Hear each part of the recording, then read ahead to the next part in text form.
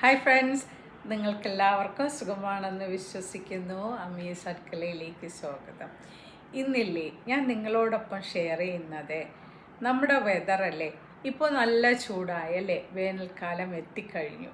നല്ല ചൂടാണ് എപ്പോഴും തന്നെയോ അല്ലേ. രാവിലെ കുളിച്ച് കഴിഞ്ഞാലും കുറച്ച് കഴിയുമ്പോൾ നന്നായിട്ടൊന്ന് ഉയർത്ത് നല്ലതുപോലെ ചൂടാകുന്നുണ്ട്. അപ്പോൾ hot days are head of us അല്ലേ. അപ്പോൾ അതിന് കുറച്ച് കാര്യങ്ങൾ നമ്മൾ ശ്രദ്ധിക്കേണ്ടതുണ്ട് കേട്ടോ. ഈ ചൂടുകാലത്ത് ചില ആൾക്കാർക്ക് വെള്ളം കുടിക്കുന്നത് ഇഷ്ടമല്ല. പക്ഷെ നമ്മൾ നിർബന്ധമായും സ്ത്രീകളായാലും പുരുഷന്മാരായാലും കുട്ടികളായാലും ഒരു 6 ഗ്ലാസ് വെള്ളമെങ്കിലും ദിവസവും കുടിക്കുക. രാവിലെ മുതൽ വൈകിട്ട് 6 മണി വരെയെങ്കിലും ഈ 6 ഗ്ലാസ് വെള്ളം കുടിക്കാൻ ശ്രദ്ധിക്കുക. പക്ഷെ 6 മണിക്ക് ശേഷം കുടിക്കണമെന്ന് നിർബന്ധം ഇല്ല. നമ്മൾ 2 പ്രാവശ്യം ഷവർ എടുക്കണം കേട്ടോ. കാര്യം ഈ ഹോട്ട് വെതറിൽ നമ്മൾ ഒരുപാട് വിയർക്കുന്നു, ബാക്ടീരിയകളൊക്കെ ഉണ്ടാകാൻ ഒരുപാട് സാധ്യതയുമാണ്.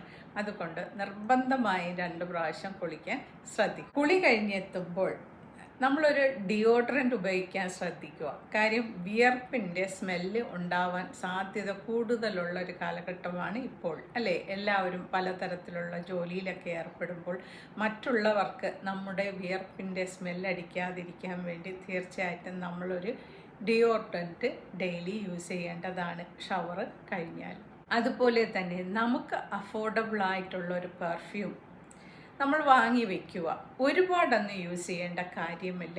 ഒരു ചെറുത് വാങ്ങിയാൽ മതിയാവും. നല്ലൊരു ബ്രാൻഡഡ് ആയിട്ടുള്ള ആൽക്കഹോളൊന്നും ഇല്ലാത്തൊരു പെർഫ്യൂം നമ്മൾ വാങ്ങിച്ച് സൂക്ഷിച്ചു കഴിഞ്ഞാൽ ഞങ്ങളുടെ ഈ 2 സ്ഥലത്തും നമ്മുടെ കയ്യിലെവിടെയും ഈ ഭാഗത്തും ആയിട്ട് നന്നായിട്ടൊന്ന് തിരുമ്മി നമ്മുടെ ബോഡിയിൽ കഴുത്തിൻ്റെ ഈ ഭാഗത്തും ഒന്ന് അടിച്ചു കഴിഞ്ഞാൽ ഓൾ ത്രൂ ദ ഡേ നല്ല സ്മെല്ലുണ്ടായിരിക്കും കേട്ടോ.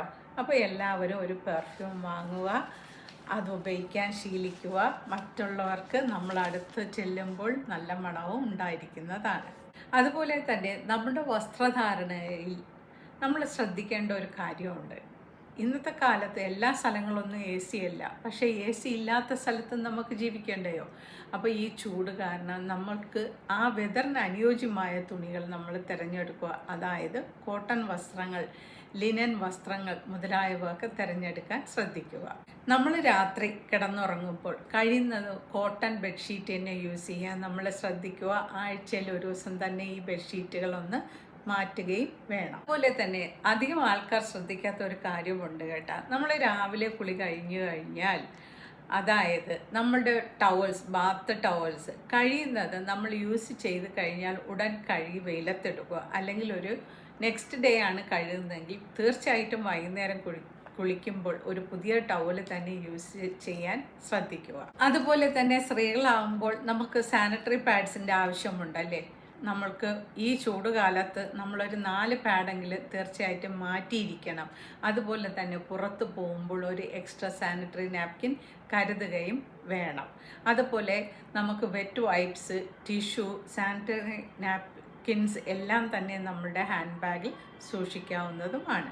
നമ്മുടെ നാട്ടിൽ ഇപ്പോൾ എല്ലാവരും തന്നെ ഹാൻഡ് ബാഗ്സ് കൊണ്ട് നടക്കുന്നു അല്ലേ. എല്ലാവരുടെ കൈവശവുമുണ്ട്. അപ്പോൾ അത്യാവശ്യത്തിനുള്ള സാധനങ്ങൾ ഒരു ചെറിയ ബാഗിലാക്കി നമ്മളുടെ ഹാൻഡ് ബാഗിൽ സൂക്ഷിച്ചാൽ എപ്പോഴാവശ്യം വന്നാലും നമുക്ക് ഉപയോഗിക്കാവുന്നതാണ്. നമുക്ക് പാനിക്കിൻ്റെ ആവശ്യമില്ല.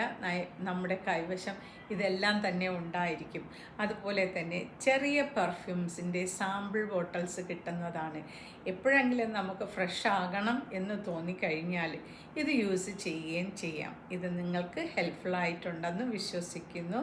So after watching, kindly subscribe, comment and like. Thank you. Bye.